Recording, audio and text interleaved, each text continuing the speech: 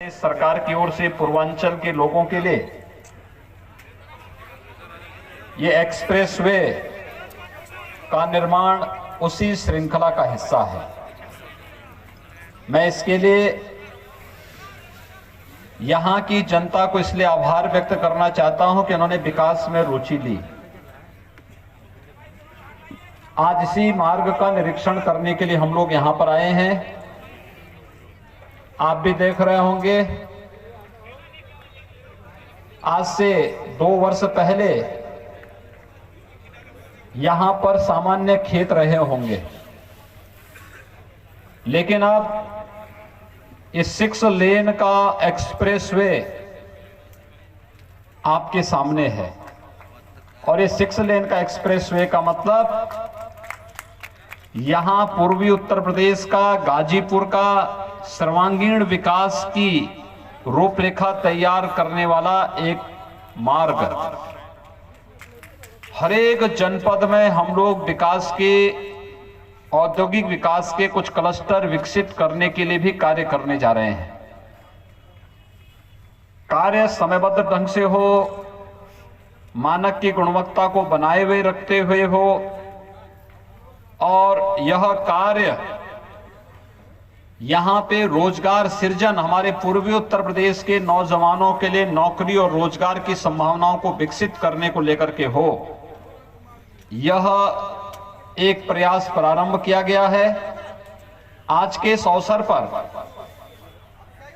हमारा प्रयास होगा कि अप्रैल तक हर हाल में यह एक्सप्रेसवे बनकर के तैयार हो और इसमें यातायात प्रारंभ हो। यद्यपि हम लोग इसको दीपावली तक पूरा करना चाहते थे, लेकिन कोरोना के कारण लगभग 5-6 महीने हम लेट हुए हैं। आप सब जानते हैं, कोरोना वैश्विक महामारी थी, सारी गतिविधियां अस्त व्यस्त हो गई थी, लेकिन अब कोरोना पर नियंत्रण किया जा चुका है।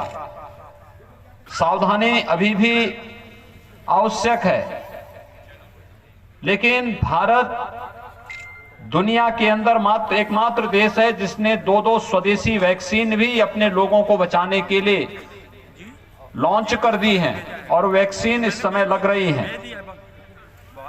मैं इसके लिए प्रधानमंत्री मोदी जी का उत्तर प्रदेश के नागरिकों की ओर से हृदय से अभिनंदन करता हूं, जिनके नेतृत्व में वैक्सीन निर्माण की कार्रवाई सफलतापूर्वक भारत ने दुनिया के सामने प्रस्तुत किया। लेकिन विकास का यह मॉडल हमारे जीवन में और भी अधिक खुशहाली लाने के लिए आवश्यक है, और इसी दिशा से आज यह एक्सप्रेसवे के निरीक्षण के लिए ही आज मैं सुबह से निकला हूं। मैं हैदराबाद से लेकर के और पूरे लखनऊ तक इस पूरे एक्सप्रेसवे के हर एक जनपद में इन कार्यों का निरीक्षण करते हुए आगे बढ़ रहा हूं। मैं आप सबका हृदय से अभिनंदन करता हूं। हमारा प्रयास होना चाहिए कि अप्रैल में प्रधानमंत्री मोदी जी के कर कमलों से इस एक्सप्रेसवे का हम लोग लोकार्पण भी कर सकें।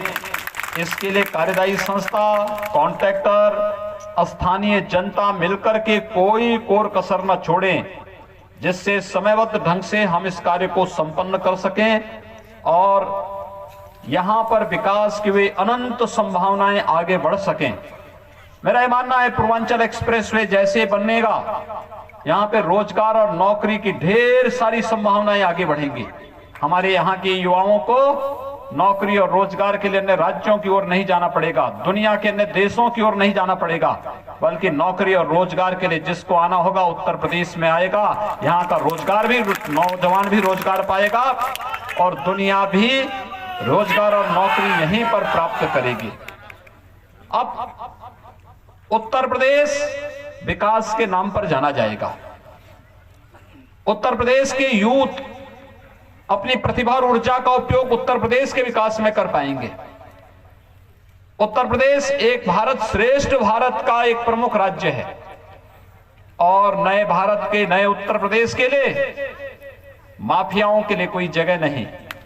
लेकिन विकास में किसी प्रकार की कोताही तक इसमें भी नहीं, और इसीलिए आपने देखा होगा कि सरकार पूरी मजबूती के साथ विकास के कार्यों को आगे बढ़ा करके अपने युवाओं के उज्जवल भविष्य के लिए गांव के लिए, गरीब के लिए, किसान के लिए, नौजवान के लिए, महिलाओं के लिए, प्रत्येक तबके के लिए कार्य कर रही है। लेकिन साथ साथ जो लोग पूर्वांचल के विकास में बाधक थे, उस माफिया संस्कृति को पूरी तरह तबाह करने के लिए भी सरकार पूरी मजबूती के साथ कार्य कर रही है।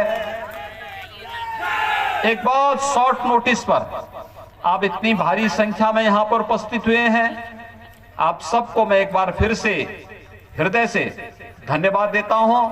विकास की इस प्रक्रिया के साथ हम लोग सकारात्मक भाव के साथ जुड़ करके पूर्वांचल एक्सप्रेसवे के निर्माण कार्य को समयबद्ध ढंग से आगे बढ़ा सकेंगे। इस विश्वास के साथ मैं एक बार फिर से आप सबको हृदय से बधाई देता हूं, शुभकामनाएं देता हूं और प्रधानमंत्री मोदी जी के नेतृत्व में विकास के माध्यम से प्रत्येक चेहरे पर खुशहाली लाने का जो संकल्प है, इस संकल्प को चरितार्थ करने में आप सबके सहयोग की अपेक्षा भी करता हूं।